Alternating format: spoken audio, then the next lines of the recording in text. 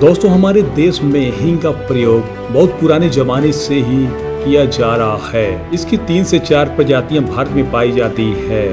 हजारों सालों से हींग हमारे खाने का स्वाद बढ़ा रहा है। तेज खुशबू और 9 के बराबर मात्रा डालने से ही स्वाद बढ़ जाता है। इसे संस्कृत में हिंगो कहते हैं, अंग्रेजी में इसे असाफोइडेटा कहते हैं। जी हाँ, इसकी अंग्रेजी इतनी कठिन है कि कॉमेडी राइट्स कपिल शर्मा के शो में हींग का चर्चा के विषय बना था। चीन में हींग से दवा बनाई जाती है। दोस्तों, हींग के फायदे बताने लगेंगे तो वीडियो बहुत ज्यादा लंबा हो जाएगा। तो दोस्तों, आपके खाने में 4 चांद लगाने वाले हींग बनता कैसे है? क्या ये किसी पेड़ पे उगता है या फिर किसी फैक्ट्री में तैयार किया जाता है? और आखिर इतना महंगा क्यों होता है? और हींग की खेती कैसे करते हैं और खेती करने में क्या लागत आती है? आज हम सब इन सभी सवालों के जवाब इस वीडियो में जानेंगे। आखिर हींग क्या है? एक जड़ है, एक तना है, पत्ती है या फूल? तो दोस्तों, आपको बता दें कि हींग सौंफ की एक प्रजाति का ईरानी मूल का पौधा है जो पहाड़ी क्षेत्र में फलता और फूलता है।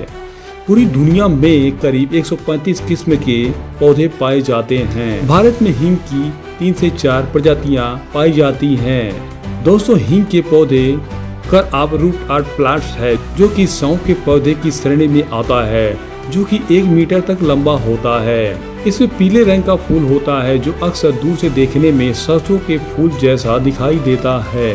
दोस्तों, आपको बता दें कि हींग का कोई पौधा नहीं होता, न ही इसका कोई फूल होता है। दरअसल खेतों में खाने वाला हींग इस पौधे की जड़ और तने से बनता है, इसलिए कई लोग इसे गाजर की तरह पौधे की श्रेणी में भी रखते हैं, क्योंकि ज्यादातर जड़ से तैयार किया जाता है। अब बात करते हैं हींग की खेती के बारे में। हींग के पौधा उगाने और हींग बनाने के लिए बहुत धैर्य की जरूरत पड़ती है, क्योंकि बीज बोने के बाद 4 से 5 साल तक वास्तविक उपज होती है। और दोस्तों, इस पूरी प्रक्रिया को पूरा होने में करीब 4 साल का समय लग जाता है।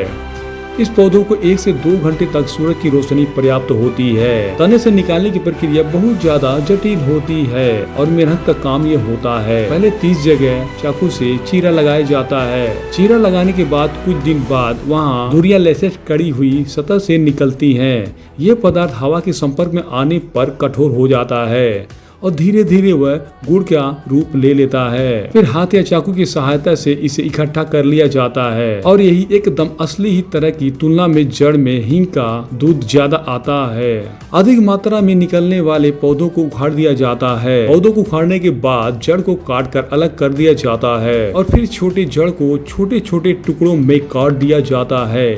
काटने के बाद वहाँ से हींग का दूध मिलता है और बाद में गेहूं का रूप ले लेता है। पहले ये दूध जैसा सफेद होता है और बाद में सूख जाने के बाद भूरा सफेद हो जाता है। अब बारी है हींग को कौन सा पाउडर बनाने की। इसका गोद महत्वपूर्ण हार्ड होता है। इसको कद्दूकस करना मुश्किल होता है और पारंपरिक रूप से पत्थरों के बीच या हथौड़े से कुचल दिया जाता है या फिर मसाला पीसने वाली मशीन से इसे पीस दिया जाता है। मार्केट में मिलने वाले हींग में ज्यादातर चावल का आटा या मैदा मिलाकर बेचा जाता है। BBC की एक रिपोर्ट के अनुसार अधिकतर हींग भारत के बाहर से ही मंगवाया जाता है, जैसे अफगानिस्तान से अधिक मात्रा में हींग भारत में आता है। तो दोस्तों, भारत में कुछ क्षेत्रों में अब हींग की खेती होने लगी है, जैसे हिमाचल प्रदेश, जम्मू कश्मीर और पंजाब के कुछ क्षेत्रों में। दोस्तों, हींग की खेती ठंडा क्षेत्र में होता है। इसके लिए 20 से 25 डिग्री सेल्सियस तापमान होना चाहिए। इस प्रक्रिया को देखकर आप समझ सकते हैं कि इस बिजनेस में कभी घाटा नहीं होता है। इसकी खेती से आप अच्छा खासा कमाई कर सकते हैं। इसका बाजार भाव 30,000 से 50,000 रुपए किलो से शुरू होता है, जो कि इसकी गुणवत्ता पर निर्भर करता है। देश में हींग का व्यापार काफी फैला हुआ है, क्योंकि इसका उत्पादन भारत में नहीं होता और आप इसको देश में भी और आप इसको विदेश में भी एक्सपोर्ट कर सकते हैं। आप चाहे तो सीधे बाजार में लोकल कस्टमर के बीच उतार सकते हैं या आप इसे रिटेल में भी बेच सकते हैं। यह बेहतर डील मिलने से होलसेल का भी काम बढ़ सकता है। इसके कई व्यापारी आपको एडवांस तक देने के लिए तैयार रहते हैं। उम्मीद करते हैं कि आपको ये जानकारी पसंद आई होगी। अगर किसी प्रकार की कोई शिकायत या त्रुटि हो तो कमेंट बॉक्स में जरूर बताएं। वीडियो देखने के लिए बहुत बहुत धन्यवाद।